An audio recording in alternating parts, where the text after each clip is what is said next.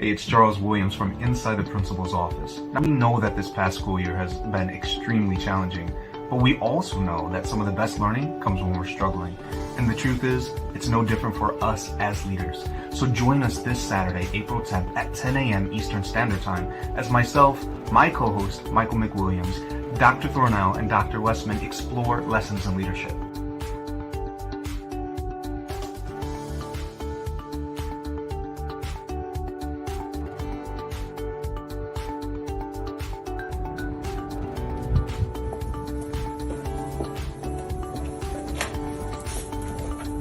Oh, hey, I'm Michael McWilliams, co-host of the new school rubric show Inside the Principal's Office. I know I look pretty silly wearing two hats, but you know what I believe about leadership? As a leader, you enter your building every day with your leader administrator hat on, but you also must have your learner hat on.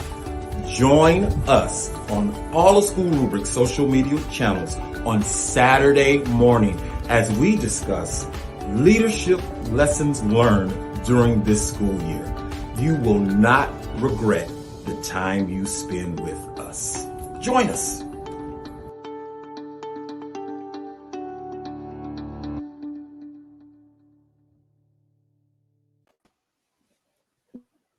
Good morning. We are afternoon wherever you are in the world. I am so excited. I had a long week, as many of you probably did, but I get excited when we have this opportunity to come together and have a robust conversation about all things education, all things leadership. Welcome to School Rubric Show Inside the Principal's Office. This show is for principals, APs, aspiring leaders, teacher leaders, anyone with an investment in the educational process. Our attempt is to create a safe place for leaders to come and dialogue. And let's see if I get this right. No, I got it wrong.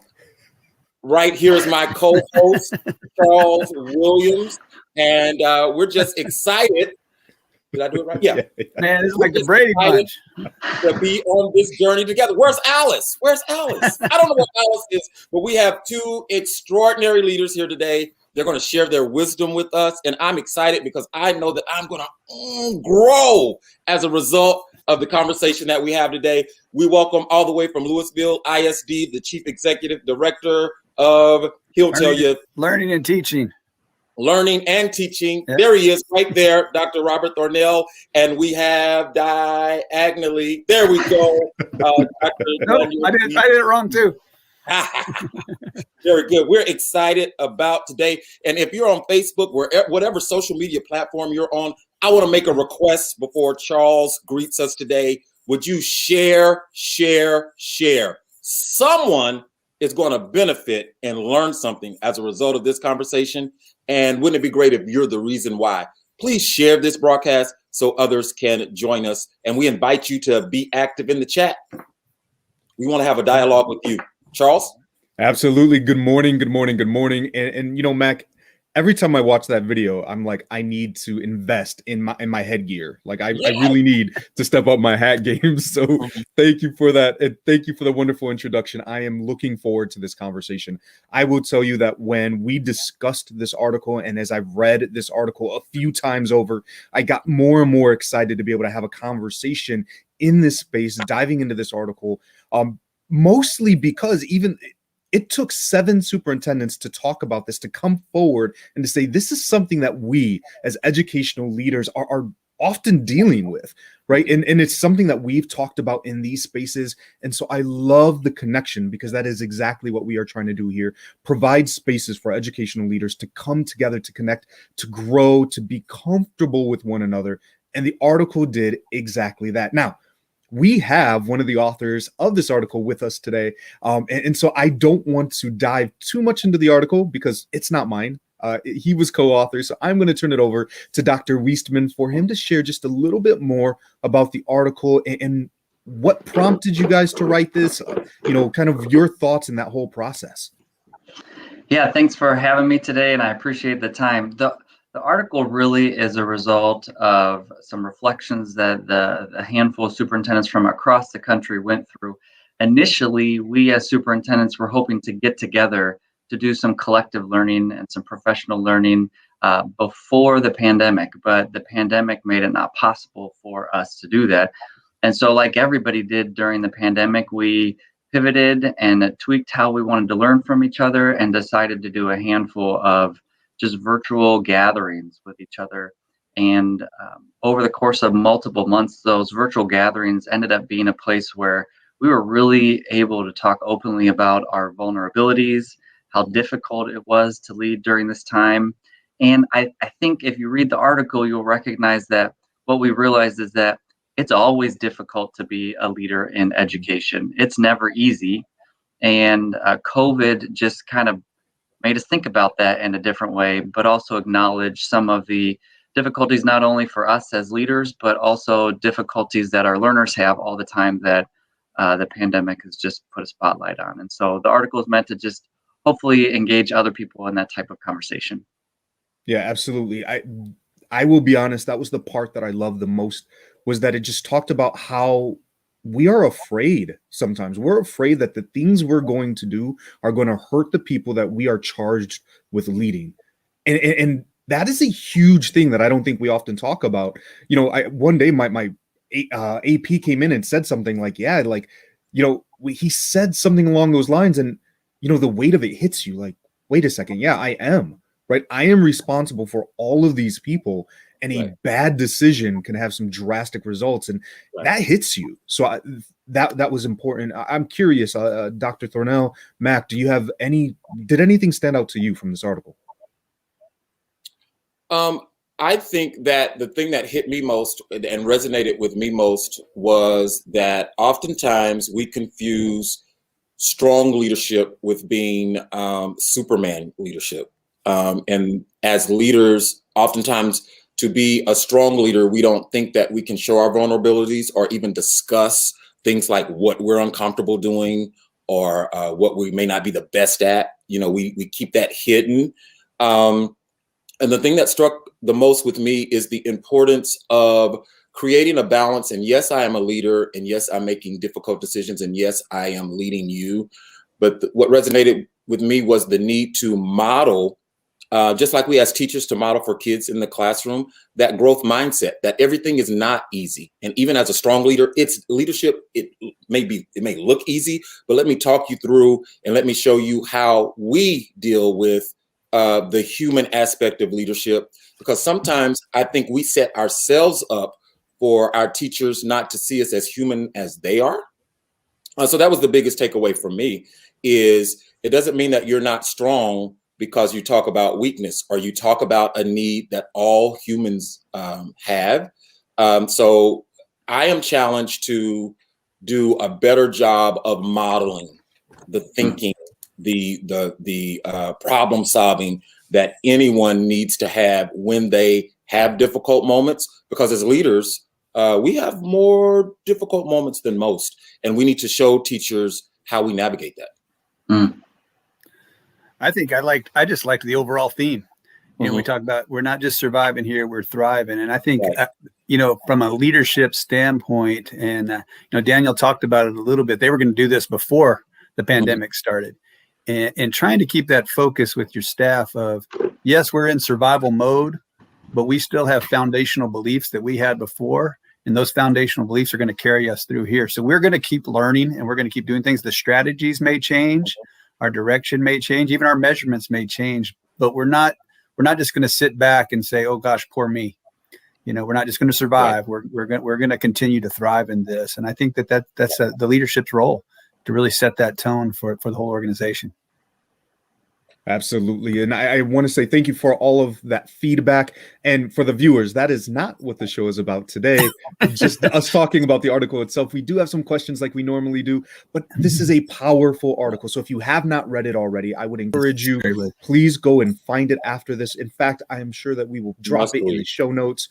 Go and find this article. So, as you know, the typical format for the show is very simple. We have two wonderful questions from friends, colleagues of ours, but we do encourage you to participate in the chat as well. Drop some questions, drop some comments. We want to see you. We want to hear from you.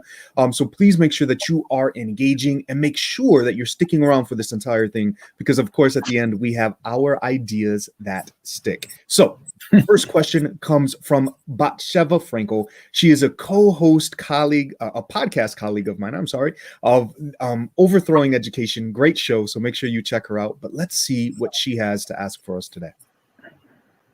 Hi, I'm Batsheva Frankel, and I'm in Los Angeles. I am an educational consultant with my company New Lens Ed, and I am the host and producer of the podcast Overthrowing Education.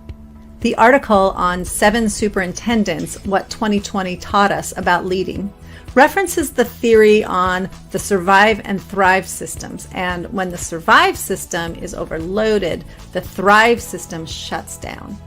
2020 was a year like no other and forced many of us to default into an overloaded state of survival. Can each of you share your experiences last year on navigating the balance between survive and thrive and some lessons learned? I love this question. I could not help. And I don't know if anybody's going to enjoy this one, but if you're a fan of Garth Brooks, all I was thinking about when I heard this question was like, standing outside. Anyway. So let me Google. I told you, I am a huge fan of country music. So there it is. So Robert, I am going to come to you. What are some of your thoughts around this surviving and thriving systems? So there was a lot in that question, right? We could go on forever, but I'll try to be thinking. And those people that work with me will know that I use this analogy a lot. But the very first thing that came to my mind was my favorite boxers, Mike Tyson. And you know what? He has a quote, and he says, everybody's got a game plan till they get hit in the mouth. And I think that's what a lot of us did. We got hit in the mouth, right? And we thought we had a plan, and then the next week it would change. And we thought we had a plan, and the next week it would change.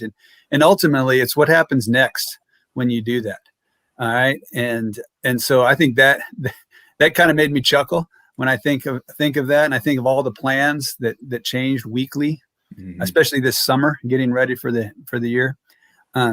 I think one of the biggest survive to thrive modes for me that I witnessed was technology access, and our district did a great job, and I can't take credit for it, but our district did a great job of making sure that all kids and all families had access to the technology they were going to need to move forward with the program. And the thing that's great is that started in survival mode. What are we going to do? We got to get everybody a device. We got to get it, we got to teach people how to use it. Do we trust them with it? There's all kinds of variables that go with it. But what has developed over the year is a thriving learning environment online. Even though a lot of our kids are back in the classroom, the skills that they all had to learn are going to serve both our teachers and our students and our families well into the future. And so I think we turned through this pandemic what could have been a negative thing, or just like a survival mode. Hey, just turn something in, it's going to be okay. Well, we're way past just turn something in, right? We're now into how do we use these tools to continue to grow and learn and develop a culture that is high instruction, high expectations, and everything that goes with that. So I think that is an example of a survive into thrive threshold. And I think that the lesson learned there is we got to roll up our sleeves, got to get to work. We're going to problem solve, or we're going to keep moving forward. Because, going back to the earlier thing, this was about kids need to still learn. It wasn't about just, can we get them a computer? The goal was kids have to keep learning. And the avenue to do that changed a little bit, but we made it, and I think we're going to thrive. So that was one example that I would share that I think worked well. I think the other piece that I just would throw out there is the continual learning that our professionals have to do, and that it would have been real easy to say, you know what, we're not going to do PLC this week. We're going to give you a break to survive, or we're not going to, we're going to let you slide on some of these things. Right. And a good leader knows when to do that. So I'm not saying that that's never appropriate, but also continuing to learn and do those things helps. And I think that's part of that thrive piece. I think that's part of the article Daniel talked about a little bit, just keep going forward. So those are some of my initial thoughts on that question. I don't know. What do you got, Daniel? Yeah, well, I appreciate that, and I think it is difficult, and probably will continue to be difficult even next year, trying to find that balance between where do we continue to push so that we can grow and learn, and where do we allow people to have some breathing room. When I was listening to the question, I actually started for the first time just a minute ago thinking about some of our learners, and generally, I think many of our learners find themselves in a survive scenario when they have a hard time predicting what tomorrow is going to look like, right? Those are the struggling students. And even in a non-pandemic year, the students that need the most support are the ones that are worried about what's tomorrow going to look like? How do I get through today? Because they don't know, some of them might not know where their next meal is going to come. They might not know what their house is going to be like when they get home. They might not know how they're going to get help with the homework that their teacher asked them to submit. So this idea that I don't know what tomorrow is going to look like really, I think, impacts our learners all the time. And this year they impacted us as adults, as professionals, as leaders, because I didn't know what tomorrow was going to be like so many times over this past year. And it's really hard to take steps into the future, even if it's just tomorrow, if you don't know what tomorrow is going to look like.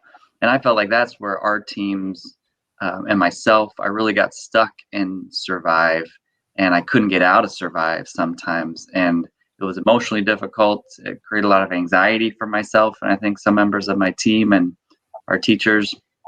I think where we were able to thrive the most is when we had clear plans and expectations, and everybody knew where we wanted to go.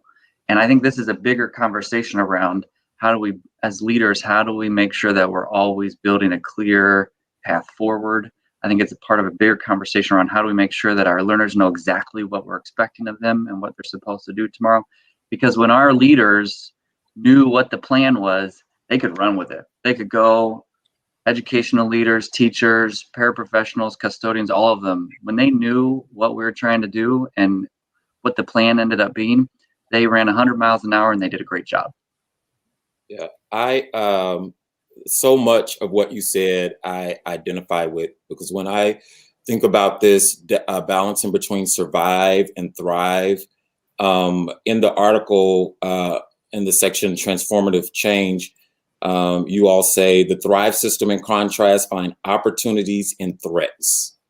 Finding opportunities in threats. And the way that you can really look at a difficult situation and see a promising future or see opportunities is that you are connected to a vision for your organization, for your school, for children that's bigger than the moment you're in. And I think that this year, I've always been mission, vision, values, goals, collective commitments. I've always done that on my campuses.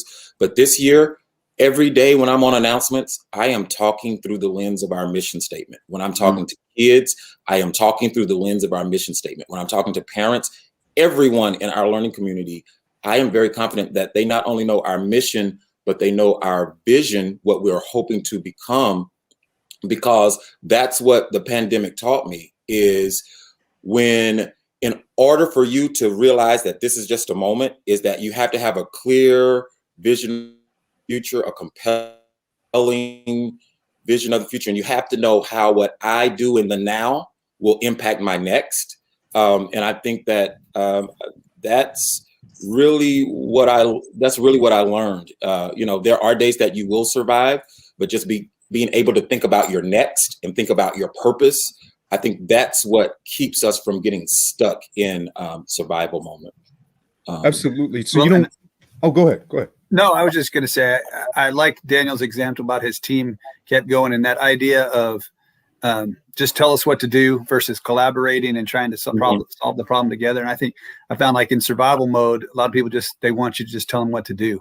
And I know that challenged my leadership style, because that was not mine. And so that was very difficult for me, but then it was also difficult for my team because they needed answers that,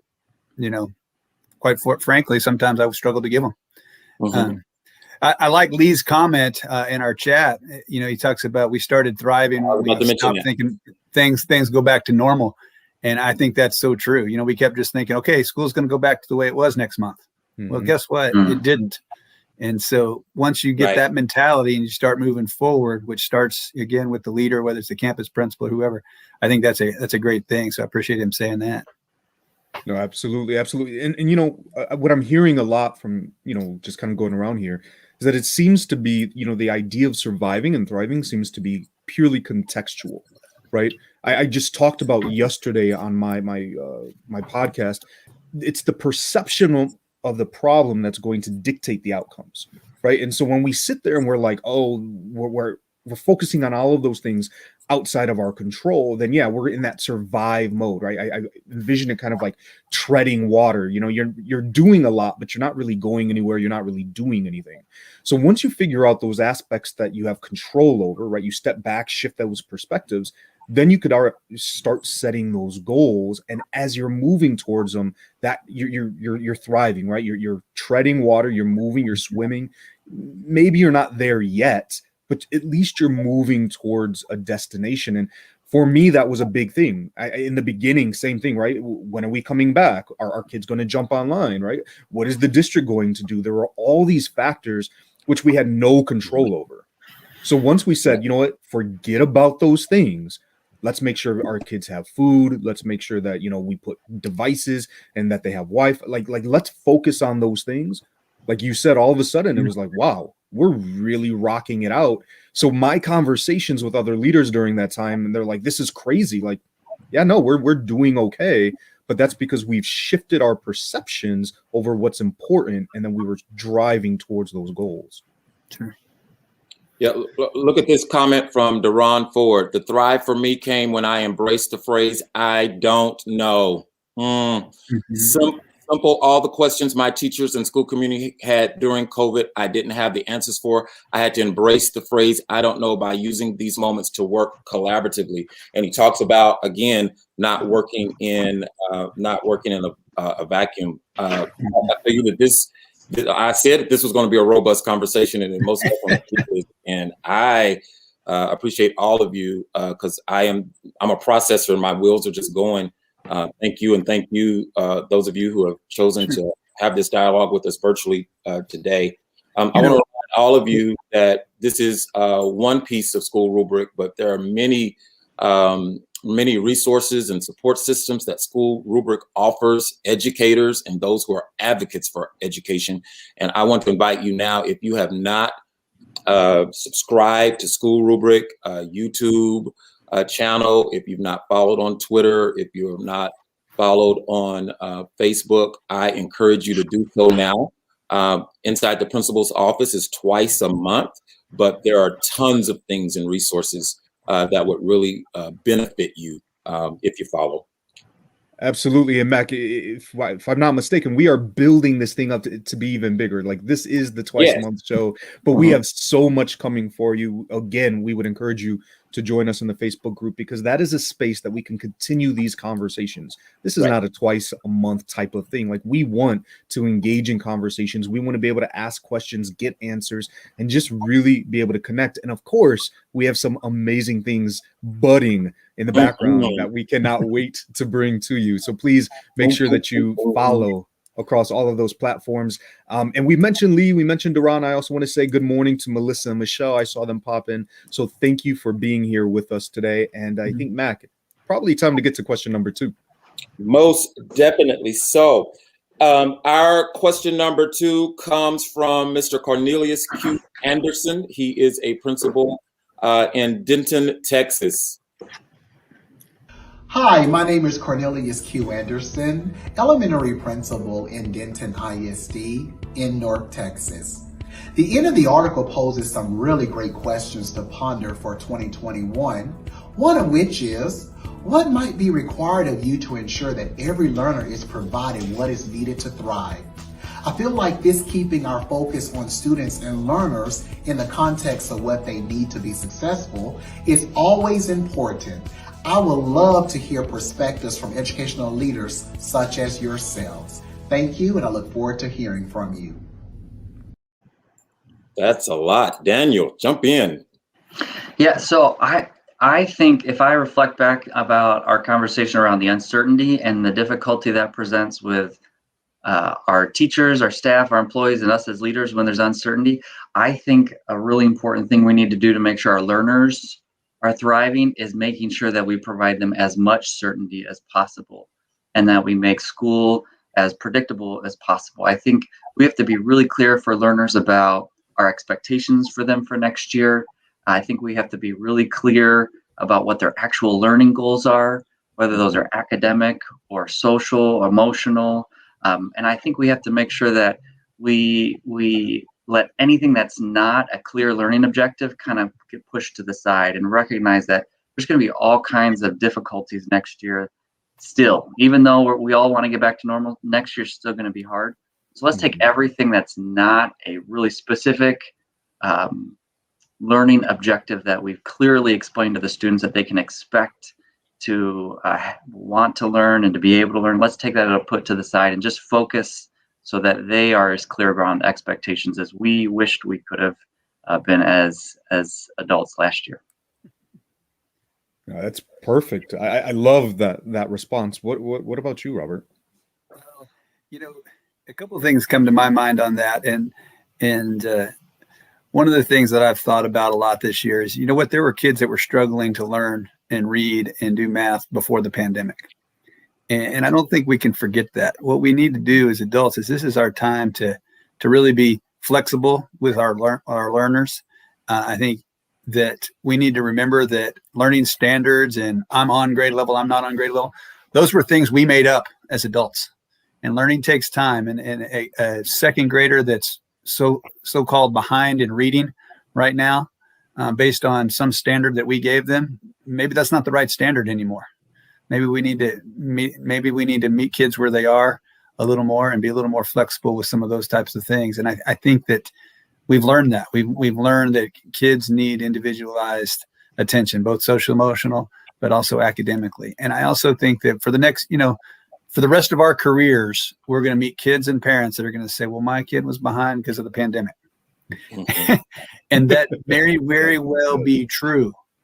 But there is also, just as I said, that we have to be flexible with our learning standards, there still has to be standards. Mm-hmm. We still have to meet and move forward and know where the kids are, use the information we have about them formatively so that we can make a plan and move forward. But we don't get to let them off the hook, and we don't get to let ourselves off the hook as educators by saying, well, it was a pandemic, so that's why they're behind. No, that doesn't count. That doesn't work for me anymore. So we have to hold ourselves. And I think that's going to be a real fine line. And I think you mentioned contextual. It's going to be your context and your campus and everything, but it doesn't help them to feel sorry for them. Right. Oh, I love that. Absolutely. Yeah. COVID's being blamed for everything right now. Yeah. Right? Everything. Why is your grass not green? COVID. Yeah. You still have to have expectations. And I went to a conference one time and I stole this quote from someone. I don't know. I don't even remember who it was, but they said, no one ever died from high expectations. That's right. So we can't let them off the hook. We still have to let them know that learning is still the expectation. That's right. And I think it, from a bigger picture, for years, educators have been talking about, let's talk about a growth model instead of just these standardized tests. Well, this is our chance. Are we growing? Are we progressing? Let's embrace that and make that be a positive that comes out of this stuff. Right. Yeah. And I think when you recognize that we still need to have expectations, and if you start to talk about growth, it's a great opportunity to then bring in the student and the learner so that they can learn to advocate for themselves and say, here's where I am, here's where I want to be, and here's where I've grown.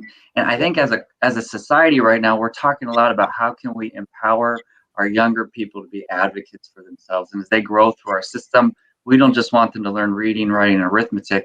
We want them to learn to advocate for themselves. Yeah, they should be setting academic goals for themselves. Mm-hmm. Amen.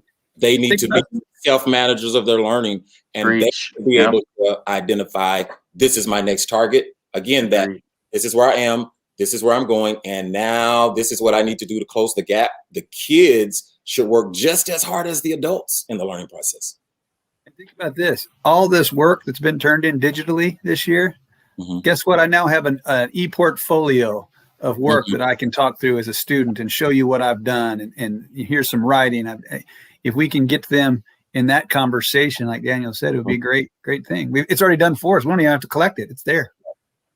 Yeah, no, absolutely. And, I think a lot of this centers around this idea of none of these things are going to happen. We're not going to know the needs. We're not going to be able to allow students to do these things, unless we are really becoming learner-centered, student-centered.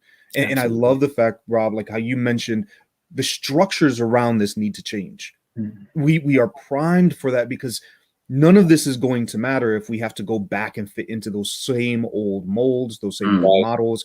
That is going to force us to adopt old practices. And so I would encourage leaders as you're watching this, as you're listening, I know for a fact that these conversations are happening all across the country, all across the world, that we need to change the way we do education.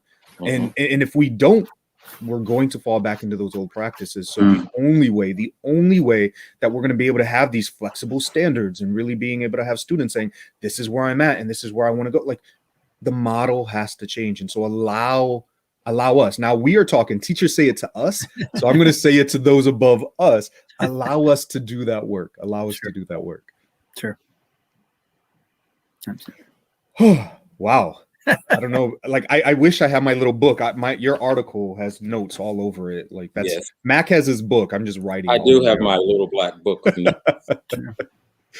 It's wonderful, wonderful, wonderful. So I want to say thank you for this. And before we jump into our ideas that stick, I just want to ask, are there any kind of closing thoughts around this article or around the ideas that we've pulled out, this idea of surviving and thriving? Just kind of last thoughts on this article before we jump to ideas that stick. Yeah, so I'll kick off here. I think as learner-centered leaders, as much as possible, we need to be saying, how does this experience that I'm having right now help me understand my learner's perspective and what my learners are going through? And so if I think about that, it kind of makes me think a little bit differently about what this upcoming year means and what my learners need. And so as much as possible, I need to make sure that I'm creating a situation where all of my learners are thriving.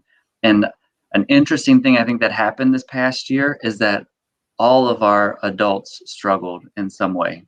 And so in like manner, all of our students and all of our learners struggled in some way. A lot of the conversation around educational change has recognized that there have been certain groups that have struggled traditionally. And I think we're in a situation here coming up where we can embrace this idea, like as you're just talking about, that we need to change the system.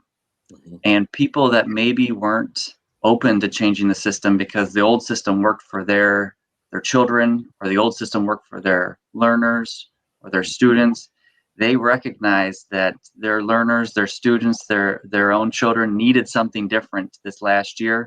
And a lot of teachers did a great job at responding to that, showing grace, trying to individualize and personalize that learning as much as possible. So that can be a prompt for conversations around change, because the system didn't work for a lot of people the way we needed it to.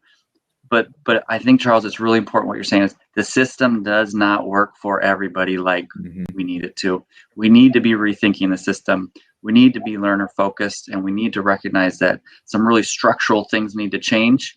And we need some structures and frameworks that are given to us from above and some flexibility from above in order to make those changes. Thank you. Thank you. Robert, you? I would say something very simple that I used to do as a campus principal, and I've done it in other things, but you kind of go in with what Daniel and Mac have said about collaborating with the teams. If I were a campus principal right now here towards the end of the year, I would be doing a very simple protocol with my staff, and it would just be start, stop, and continue. Okay. And based on everything we've learned this year, what are we going to stop doing on our campus? What are we going to start doing? And what are we going to continue doing? What have we learned and continue doing it? And if we asked our staff, the experts, right, the people that are implementing this stuff, the teachers, maybe even ask students, but just real simple, start, stop, continue. that could be a springboard for a lot of good conversation and the change that, like Daniel's talking about, as we look into the next school year. And so I would encourage, leaders to do that with their organization. It's a real simple little thing. And let's bring more people into that conversation and see what it looks like.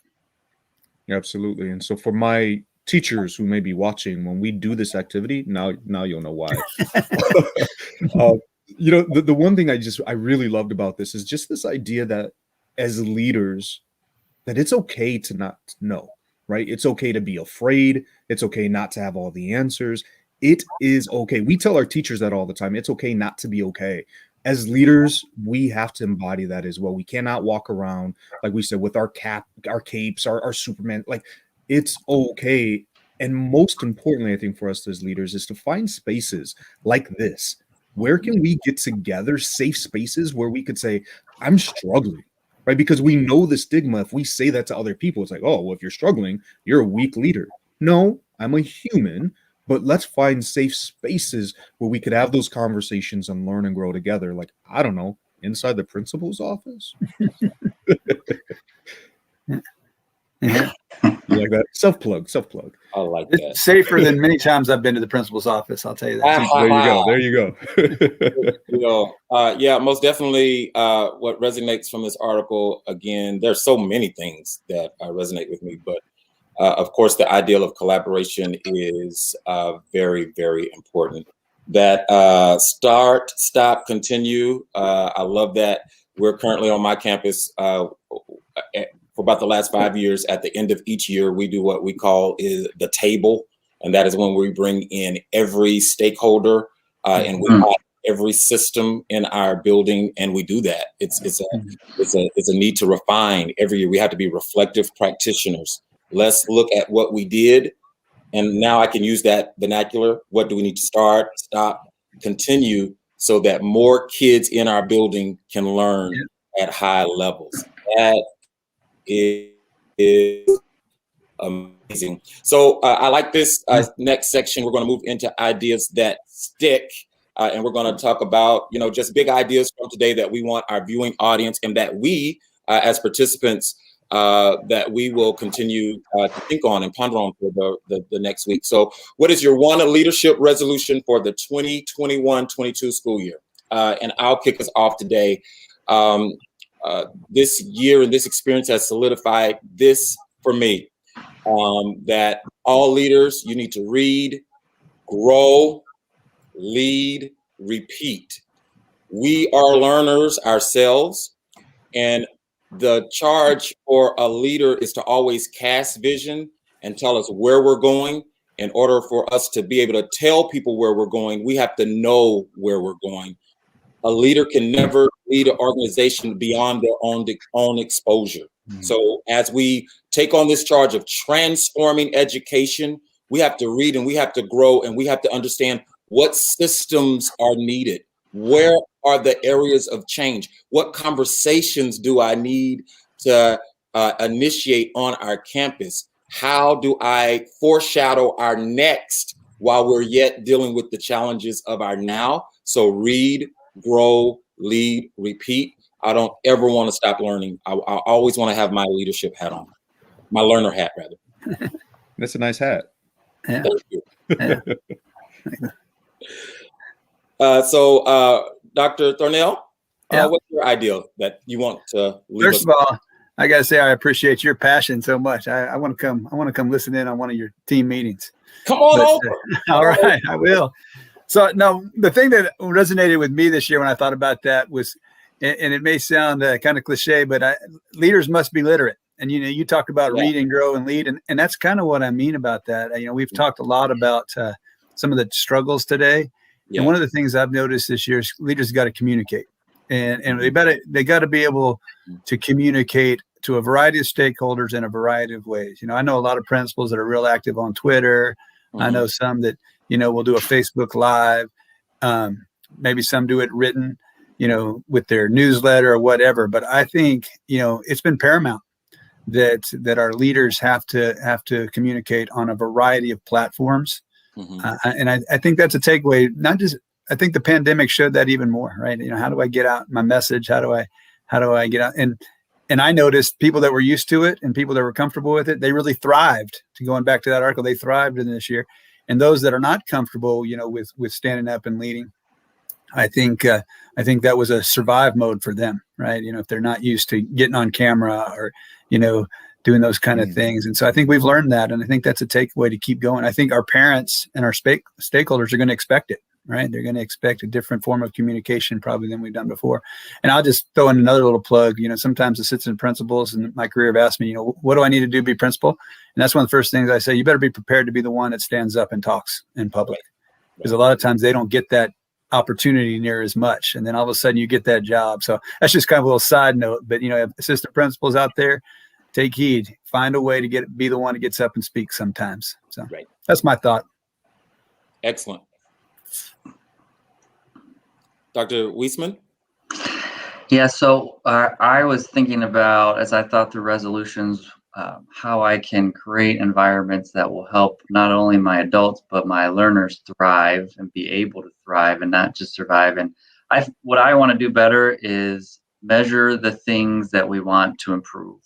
And I think this will help create, not only for adults, but learners, really clear objectives about what expectations are for them. And it'll help us understand where we need to go. So help us make sure that we understand the vision and where we want to be. I'm a big fan of Anthony Brick, who says you can't measure what you don't, or you can't improve what you don't measure. And I think for our adults and for our learners, they don't know what they're supposed to be getting better at unless we help them understand where they are now, where we want them to be, and then give them checkpoints so they can measure their progress towards that goal. Absolutely. And so I'm going to close us out here. And this is something I mentioned earlier, is just we need to make sure that as we're doing all of this work, that we are focusing on the well-being of our stakeholders. And I wanted to use the word stakeholders because it's not just our students, it's not just our staff, but it goes beyond. Like, we did a lot of work with our community. How can we make sure that our community is doing well, especially when we talk about that idea of it takes a village to raise a child? Well, we need to make sure that our village is doing okay.